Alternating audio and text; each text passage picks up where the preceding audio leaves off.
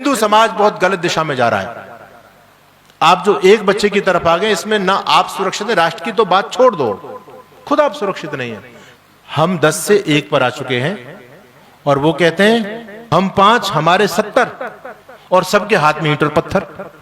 इंशाल्लाह राज करेंगे। 5 कौन? एक मुल्लाजी, 4 उनकी बीबियां।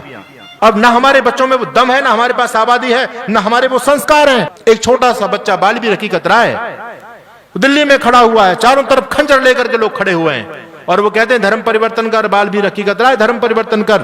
वो बच्चा कहता है नहीं, खंजरों से डर नहीं रहा, कहता है खंजर से उड़ा दो, चाहे मेरी बोटी बोटी को, दूंगा नहीं चोटी को, मैं दूंगा नहीं चोटी को। हकीकत चोटी के लिए अपनी गर्दन कटा देता है।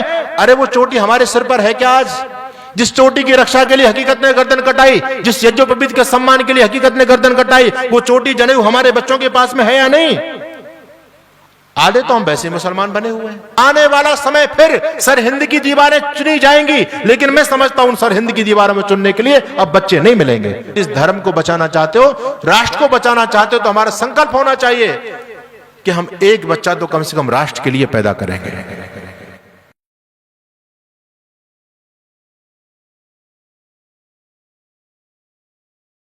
हिंदू समाज बहुत गलत दिशा में जा रहा है। आप जो एक बच्चे की तरफ आ गए, इसमें ना आप सुरक्षित है, राष्ट्र की तो बात छोड़ दो, खुद आप सुरक्षित नहीं है।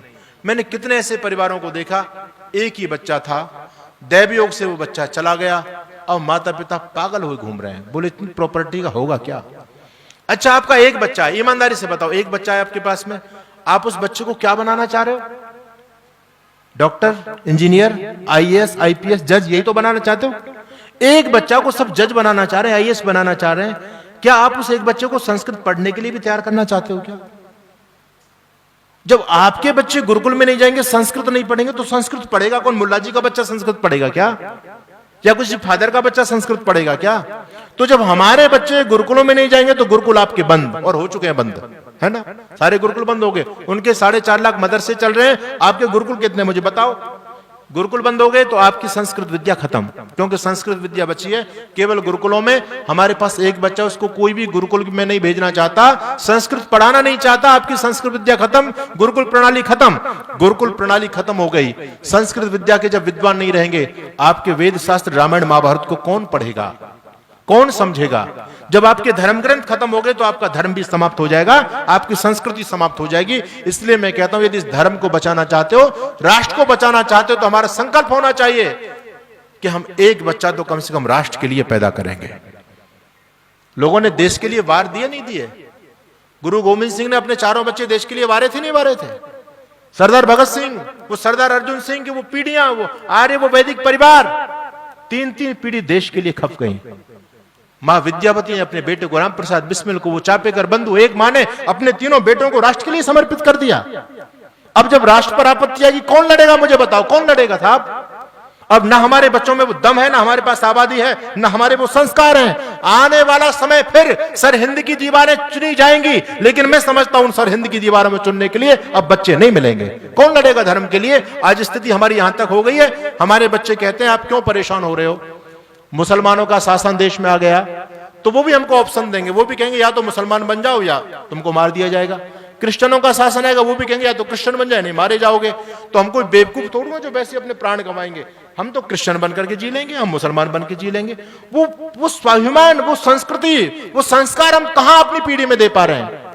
एक छोटा सा बच्चा बाल भी रखी कतरा है, दिल्ली में खड़ा हुआ है, चारों तरफ खंजर लेकर के लोग खड़े हुए हैं और वो कहते हैं धर्म परिवर्तन कर, बाल भी रखी कतरा है, धर्म परिवर्तन कर। वो बच्चा कहता है नहीं, खंजरों से डर नहीं रहा, कहता है खंजर से उड़ा दो, चाहे मेरी बोटी बोटी को, दूंगा नहीं चोटी को, मैं दूंगा नहीं चोटी को। हकीकत चोटी के लिए अपनी गर्दन कटा देता है। अरे वो चोटी हमारे सिर पर है क्या आज? जिस चोटी की रक्षा के लिए हकीकत ने गर्दन कटाई, जिस यज्ञोपवीत के सम्मान के लिए हकीकत ने गर्दन कटाई, वो चोटी जनेऊ हमारे बच्चों के पास में है या नहीं? आधे तो हम वैसे मुसलमान बने हुए हैं। हमारी, आपकी आइडेंटिटी क्या है? आपकी पहचान क्या है कि आप हिंदू हो, आप सनातनी हो? कहते लोग गर्व से कहो हम हिंदू हैं। अरे भाई, गर्व की कुछ बात तो बताओ कि आपके लिए गर्व वाली कौन सी चीज है? आप पंचयज्ञ करते हैं क्या? ये गर्व का काम है? करता हो क्या कोई? आपके सिर पर चोटी है क्या? आपके बच्चों के गले में जनेऊ है क्या? किस बात का हम गर्व करें? हिंदू तो ऐसा है, ऐसा बन गया, इसका कोई दीन नहीं बचा, इसका कोई धर्म नहीं बचा, हिंदू की कोई डेफिनेशन नहीं है। जो राम को माने वो भी हिंदू और राम को गाली दे वो भी हिंदू। हो रहा नहीं हो रहा जी? वो अपने आप को हिंदू ही कह रहे हैं, जो कहते हैं राम तो काल्पनिक है, राम हुआ ही नहीं है। राम को माने वो भी हिंदू, राम को ना माने वो भी हिंदू। गाय को मां माने वो भी हिंदू और गाय को रोटी के साथ खा रहा है वो भी हिंदू। वो कहता गाय तो पशु है, जैसे कुत्ता गधा घोड़ा वैसी गाय, वो भी हिंदू है। वेद को माने वो भी हिंदू, वेद को ना माने वो भी हिंदू। तो क्या है ये? हिंदू की कोई डेफिनेशन है?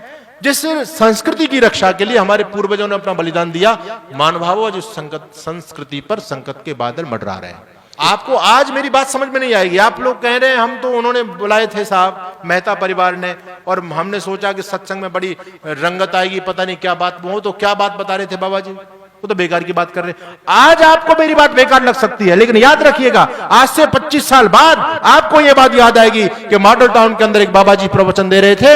अगर हमने बाबा जी की बात को माना होता तो आज हमारी प्रॉपर्टियों पर लोगों का कब्जा नहीं होता, आज हमारी बहन बेटी उनके हवाले नहीं हुई होती। यह बात आपको आज भले बेकार लग रही होगी, लेकिन आने वाले समय में जब वो परिस्थितियां देश में घटित होंगी तब आपको मेरी बात याद आएगी।